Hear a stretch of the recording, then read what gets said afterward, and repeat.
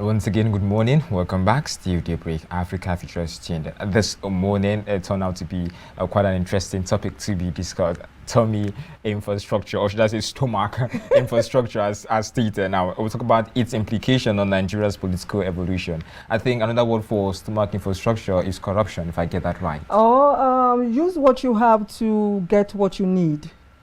It's more like another topic for another day at this point. And of course, those in the house is Dr. Anthony Izuagie. I hope I got that name correct. And he had his undergraduate study in the then Adeyemi College of Education, Ondo State.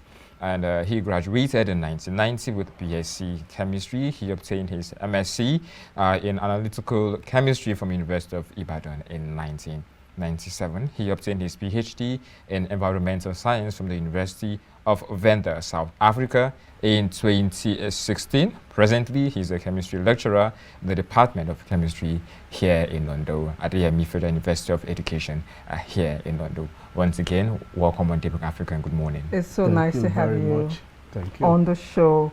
Yes, today we're taking a look at stomach infrastructure. Now, history, the Nigerian political terrain has shown that we have a peculiar kind of politics that is being played in Nigeria that is different from every other part of the world. The fact that, like I told Ezekiel, it is so peculiar, so dynamic that a term was actually coined and is being used, which is using what you have to get what you need.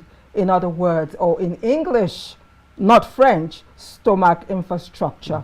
It is important for us to take a look at this operation in our politics to see how it has affected our political evolution then, now. And of course, there's no way we can take a look at the future. So I would want us to begin by asking you your discovery of what stomach infrastructure has become in Nigeria's politics. Well, thank you very much. I know stomach infrastructure appears to be a recent coinage in the Nigerian context, knowing the fact on ground that the politicians, the government in recent times have concentrated or seem to concentrate on talking about physical infrastructure. In all their manifestos, they will want to emphasize that we build roads for you, we make electricity available, and not giving place for the people who will use the so-called infrastructure. People go hungry, and in developed world, food is a must for the citizens. That's what we call food security. Our successive governments have made the people to see how important food is, which ought not to have been so pronounced to talk about, because in the developed nations it's almost like breathing in the air. Food is just available, and through the means of making people hungry, there seems to be a scenario where the work that people work only to ensure there's food on the table. It's like everything, the whole labor is about ensuring there is food, as if that is all that one should achieve. And the present situation even tells about the worst case of it, in which case you can no longer talk about the middle class as far as social strata is concerned. You need to have the rich, then the average, then the poor.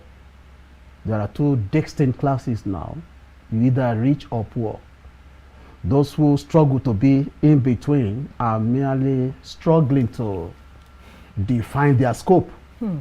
That at the end of the day, you find that all struggles still tailor towards ensuring that there's food at home.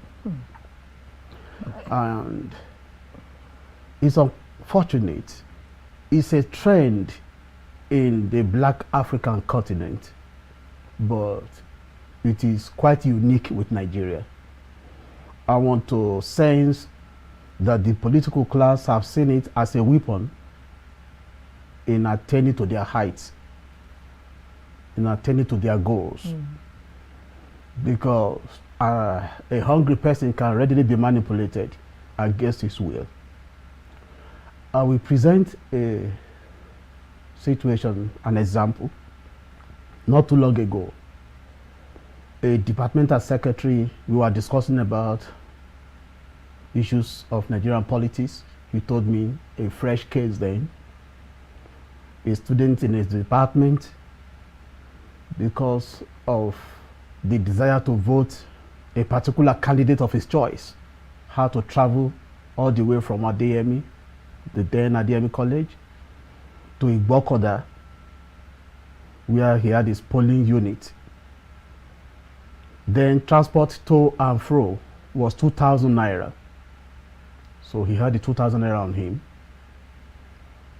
For that sacrifice of having to travel so that his candidate, whom he believed could deliver, he traveled for that purpose. But getting there, lo and behold, there were hawkers of money bought by. Unfortunately, he fell for it. There were those who were ready to part with 2,000 naira so that to sway voters' minds. One was available to present 4,000 naira. He did his quick calculation. First, he will get the 2,000 naira back, for which he will take his transport. The other 2,000 naira will keep him going in school. So he went for the 4,000 naira, which was money from the political opponent. He voted with his mind swayed towards the person he did not plan to vote for. With his conscience in the soil. So he did that, he rejoiced over the 2,000 naira gain. But on returning to campus, his spirit was dampened. He came to his senses. It was like he was conscience stricken. Why did I have to travel in the first instance? Maybe to lighten the burden of his heart, he approached the secretary to tell him, this is what I did. This is what I did. This was my candidate for which I traveled so that I could vote. But along the line, this is what I did. You find that was possible because of poverty. But is it only poverty? Because even the politicians themselves, before and after being elected, actually have told people that when these political party members come to meet them in their homes or come to meet them at the secretariat, they don't even ask how their constituency or communities will be improved. All they come and ask for is this same stomach infrastructure that we're talking about. They ask for money to get married. They ask for money to pay rent. They ask for money to pay children's school fees. They basically ask for personal effects rather than ask them, the elected, how they will move their communities forward, how they will repair the roads, how they can guarantee electricity and what have you. The question now is, who is to blame? Thank you very much. Well, we may want to blame the people partly, but they have been conditioned to think that way. If the government had done the needful, has seen that the reason for being in power is to make life good, is to make provision available provide infrastructure. What is the policy of government on education, for instance? What is the government doing about education as a national policy to ease people's burden in terms of food? Has the government put a policy in place to ensure a program of action, not just rhetorics, ensuring that there is actually food available for people to buy at a lower cost? Is electricity made available the way it ought to be? You see, when there is a survivor instinct, there is what we call immediate need of the people. When this is not met by the government, people will have to look away from whatever structure you are talking about to see what can make them live first. Okay, if the government is emphasizing provision of infrastructure, what about the people? Mustn't people stay alive to enjoy those infrastructure? Life first. We must live first before you talk of infrastructure. If you are having God-laid roads and there are no human beings to walk on them, to drive on them, then of what need is the road that has been constructed? Doctor, let's talk a little about the behind-the-scene structure in our political system. I'm a Christian, so I understand in Christendom there's what they call discipleship, where should I say well-groomed Christian that understands the Bible tends to teach or mentor a younger Christian. Now let's talk about godfatherism and king-making in our political system. Now people tend to see that as mentoring, political sort of mentorship program for politicians. But to some extent, it's more like a stomach infrastructure affiliation and not just a mentorship. We have seen the saga going on between Wike and Fubara, and not just that one. We've seen what's going on between Sani Uba and the then governor of Kaduna State, El Rufai, well, and amongst others. And we tend to really wonder how, where are we headed with this godfatherism in the system, and how best are we to pull it out if need be?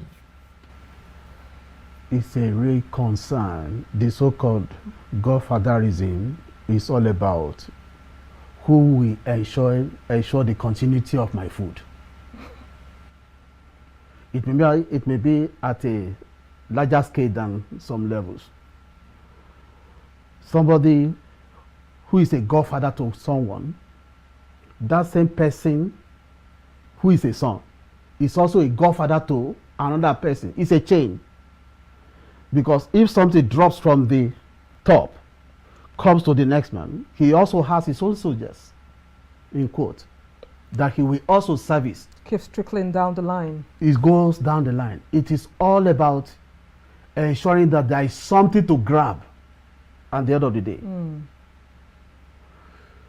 You find that the godfatherism that is usually causing crisis in Nigeria is about, I have made you. You must pay back. You must pay back. If why not for me, you'll be nowhere. That is not the ideal thing. It shouldn't be. Any setup that is out to arrest a man's mind is like trying to bewitch the person. It's like one should not have the mind of his own anymore. And that is what our politics plays.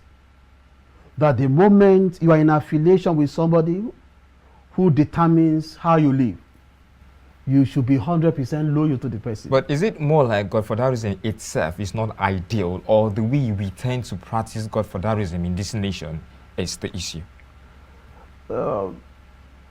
There is a Nigerian pattern of things. of doing things. It's a pattern that you wanting to have a hold of a person's will, that as long as you are with me, you surrender your will. I dictate what becomes of you, which is not the ideal. You cannot say no. You cannot express your opinion. If, take for example, you mentioned the issue of Wike and the Fubara. Wike will have expected, now that I have made a way for you to get in, you are my boy, you should be answerable to me, whether I'm in the state or not. Whatever you do, you should take instruction from me, or you should do things in the way that we align with my position. Any deviation means trouble.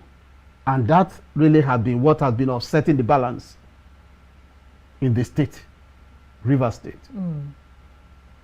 The governor, I think the present governor of Kogi, I read in the news while he was telling his team that if I say something to you and my predecessor also says something maybe contrary to what I tell you, put aside what I say and obey him.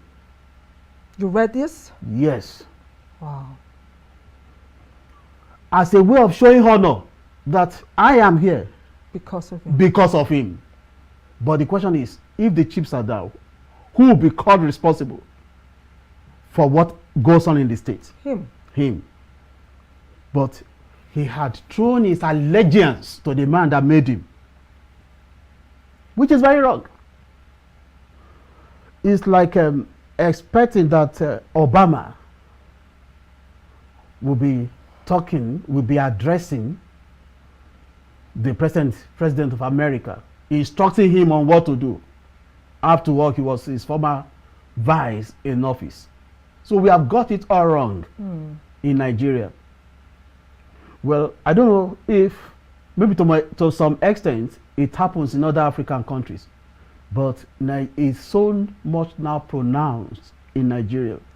Now, talking about stomach infrastructure, some analysts also argue that it is impossible, near impossible, for any politician to gather people without stomach infrastructure, that it is near impossible to get people to come together for any political rally or any political gathering without making provision for them.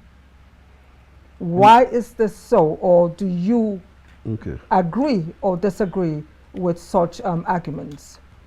You see, if we're actually talking about stomach infrastructure, more or less we are saying let food be available for the stomach. And where that is not available, people will be all ears to see where the provision will come from. Relatively, I can say everyone is hungry. Let me just put it that way. It's an hypothesis. Everybody is hungry. And why that exists, should there be any politician who is interested in a particular office, who want to capitalize on that state of the people,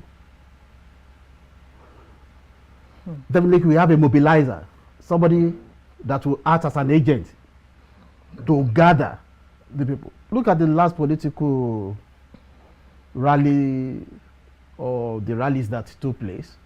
You find that the same candidate who went for a particular rally will be available for another one, all because of what will drop.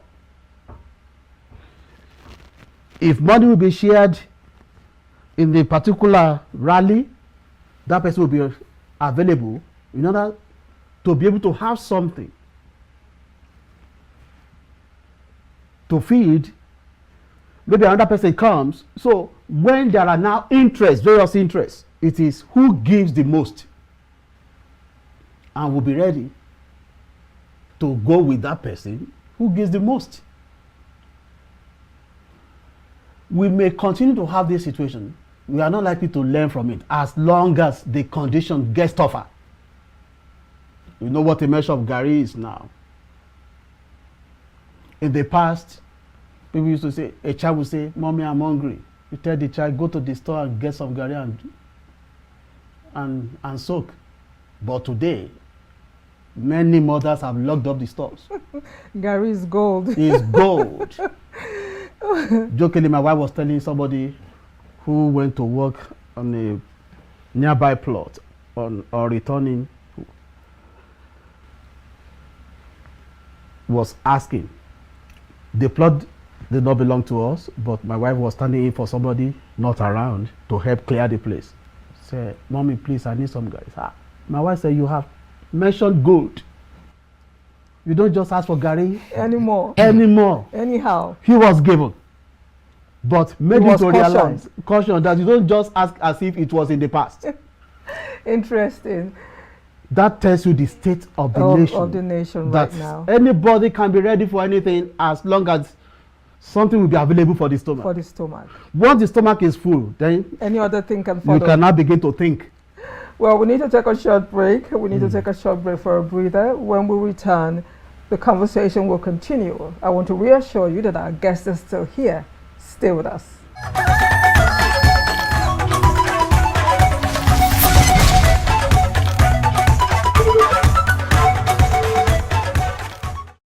Welcome back. Now the question is it true that Nigerians like Esau are selling their birthright for a plate of porridge every time they go out for political meetings or during election, and they are giving something for their stomach just to buy their conscience? This is the question that I'm asking, because we need to create the awareness. That's the reason why this particular discourse was brought about. Now, again, referring to the story of Esau in the Bible, we all know the story of how Esau, because of a bowl of porridge, just for his stomach, sold his birthright to his younger twin brother. So, the effect on stomach infrastructure on Nigeria's political evolution is what we want to begin to dissect now, and we want your reaction on that. Yes, worse than the case of Esau will still play out, as long as access to food is becoming more difficult. In the past, you would say, what is 2,000 naira to you? Vote that you might prepare a pot of soup. I think that had been the normal slogan. When it is getting tougher and tougher, in fact, I wish to say,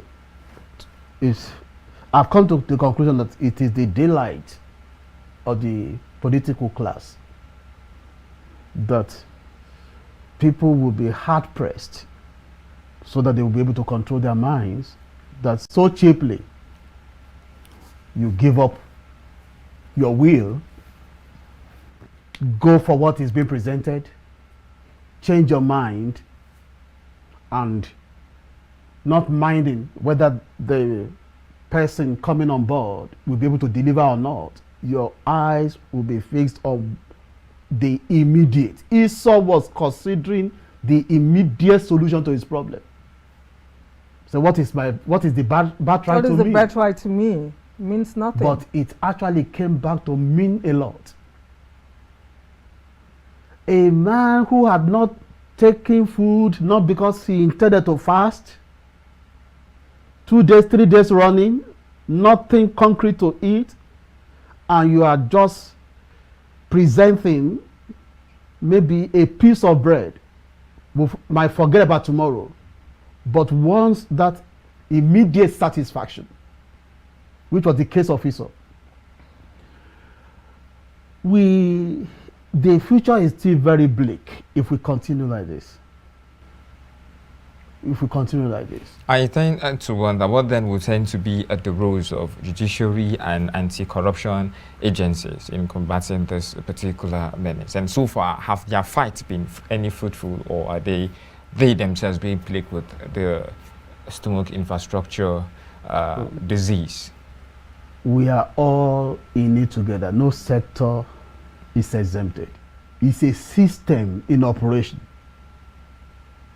It's a system in place. Denial. Once there is a denial and it seems perpetual, no respite in sight, people have the natural tendency to adjust to the norm, that since this is what is in operation, you either join them or you lose out. You really make it seem as if it's undermining our democratic institution in Nigeria, and it's more like we have no say, independency, if I use that word. Sorry, to me, there is civil rule in Nigeria. Civil rule. Yes. Can you explain further? But civilians are ruling. I don't think that that's democracy. When you talk about democracy, you talk about people, but even by definition, say government or the people, for the people, by the people. By the people. The people determine, out of their free choice, who gets there. But in our own situation, the situation is conditioned to make people respond against their will. You know, A ought to be the option to take. You are weighing options. What is candidate A able to do? Well, there are 3 candidates. Surely A can deliver. But he has nothing to present to me now to address my immediate need. And here is another person who carries what I need now. Then to solve the problem to for solve now. the immediate need for now, not about tomorrow. I'm in a critical need for now, which I want to address like Esau. You find people talk about, please let me make do with what I have now. Tomorrow will take care of itself. And tomorrow, in that way, has never taken care of itself.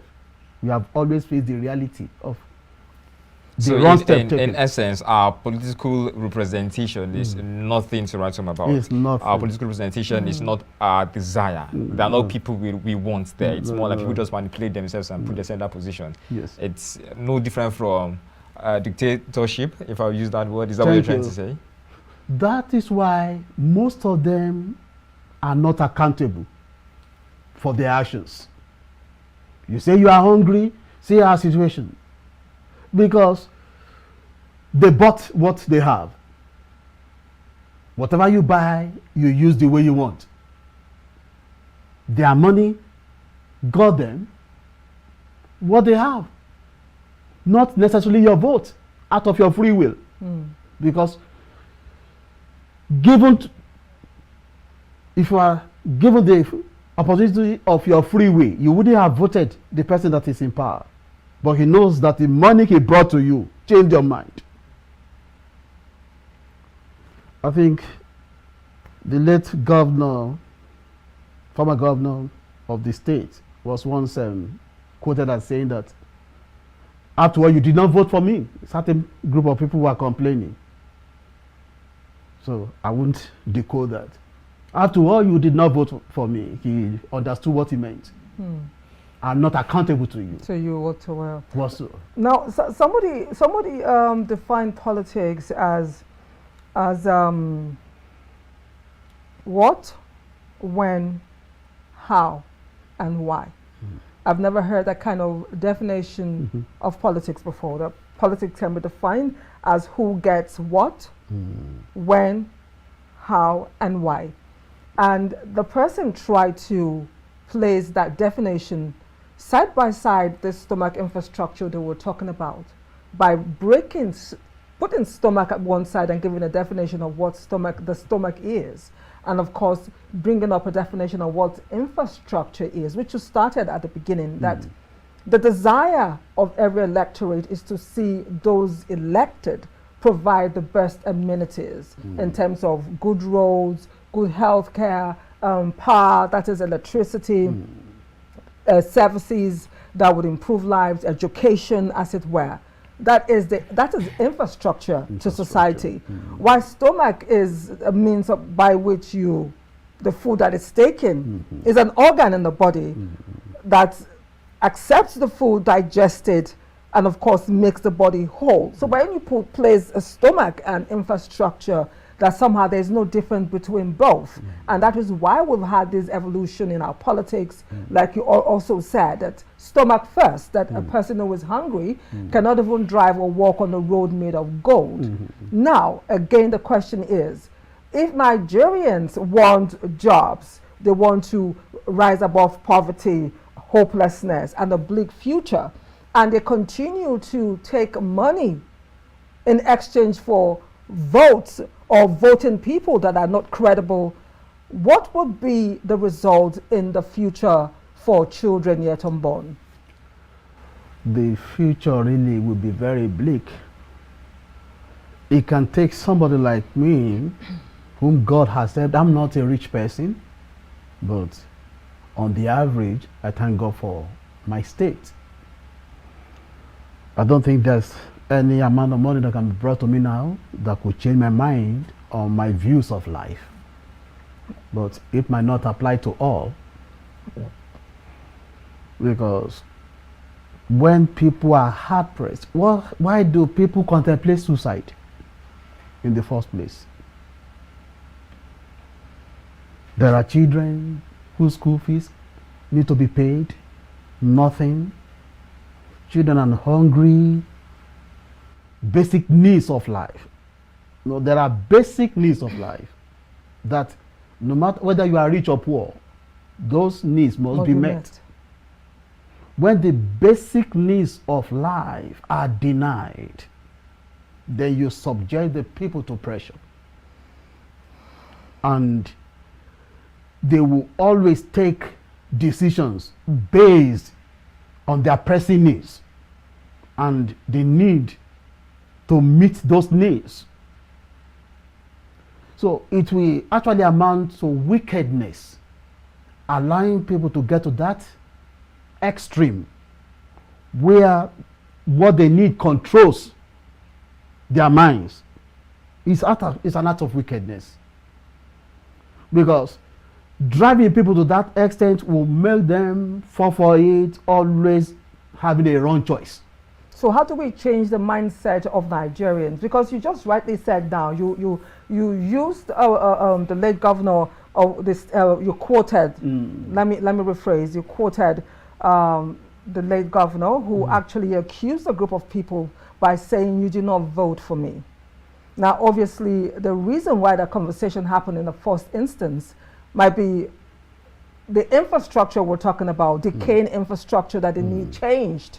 But they're not seeing the dividend of democracy, so they had to cry back to the governor, probably from a certain community, and the governor replies, "You did not vote for us."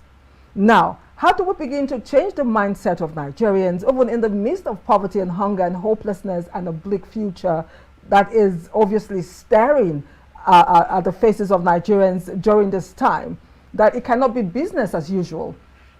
How do we change the mindset of Nigerians not to take money in exchange, 4,000 naira, 100,000 naira, in exchange for 4 years of governance or rule that is for someone who would even pay to be in position? How do we change despite the poverty, despite the hunger? What do we do to change the norm? I'm quite helpless on this. And may I tell you that people know? The people know. The people know the right the consequences. They know the consequences. Even now, that you will think, oh, with this present situation, you must have learned your lessons. May I tell you that lessons are never learned as far as Nigeria is concerned. Is it a Nigerian problem? It's a Nigerian problem. Or do I call it a black man's problem? Yes. I want to call it a black man's problem. When a white man says, no, he stands by the no, even if it means dying in the process. Those who are saying they regret their action now, let another dispensation come again, you will think they've learned in a bitter way. It's a continuous cycle. And those in power already know that they will always play the same card over and over again. And the people will fall for we it. will always fall for it. It pains my heart. People know. But they still go headlong. Now, certain colorations coming. Temporarily, somebody might say, okay, this time around, I will vote my conscience. I will go for the right person. Then those in power know also how to play ethnic politics. If a voice seems to be so loud and is from a particular tribe, if it means sending the king of his town to him, that how would your kinsman be in this position? You are acting against him. Ethnic politics will come in now. And when the person senses danger, if that person is a person of influence, he might sense danger and retract. That his life might go for it. That's why the issue of going in a group, maybe a sort of group action, this so-called group, do not think everybody is on the same page with it. You may champion a cause, and some people may follow you that, okay, next time it's not going to be the game as usual. You are going for the right person. You know your mind, don't know the mind of those that follow. You may be the Lone Ranger in the end. When you get there. When you get there. As we round up, what advice do you have for Nigerians? Because it is important for us to keep talking and hoping that one day we'll begin to make headway on this particular matter as we begin to round up. What advice do you have for Nigerians to stay away from stomach infrastructure in quote and to vote credible Nigerians that will change their destiny? And added to that, probably possible reforms and strategies we put in place. Yes, it might come. First, I'm a Christian. I do pray that God, only you can change a man. God knows what he can do, and also to plead. Yes, let the politicians forgive the electorate, whether they bought votes or not. Let them see the need to do the needful. Yes, you are there now. Consider, pity the situation. Well, at the church level, maybe the church is not doing enough. Because sometimes maybe you find somebody has an affiliation with your church among the politicians. You feel you should not let the person down, even though you know the person is not measuring up to standard. The church should be able to call a spade and not just a digging tool. So, integrity. I don't know what we do with integrity. We should have integrity. A man of integrity will not readily sell his integrity if integrity matters.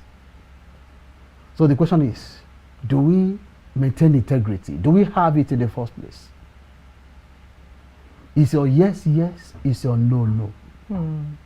Unfortunately, time is never our friend on the show.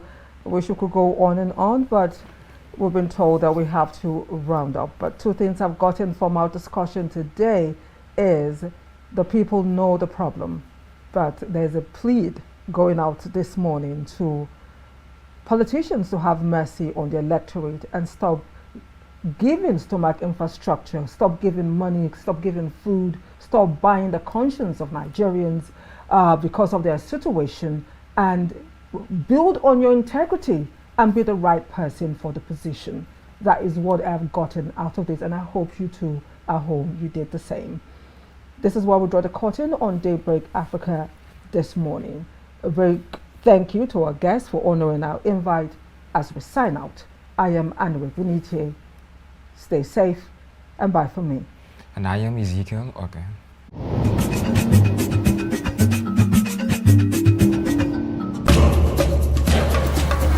Yes, there is news on your device, but hearing an analyst's perspective is the icing on the cake that Daybreak Africa provides. Break. Start your day with prompt analysis of the latest news,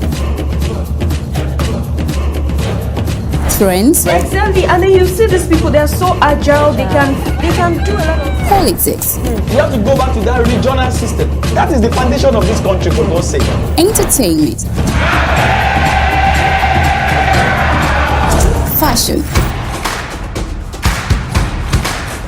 culinary skills, So first I'm going to be pouring the oil inside the pot, and I will religious and cultural events, amongst others, on Daybreak Africa.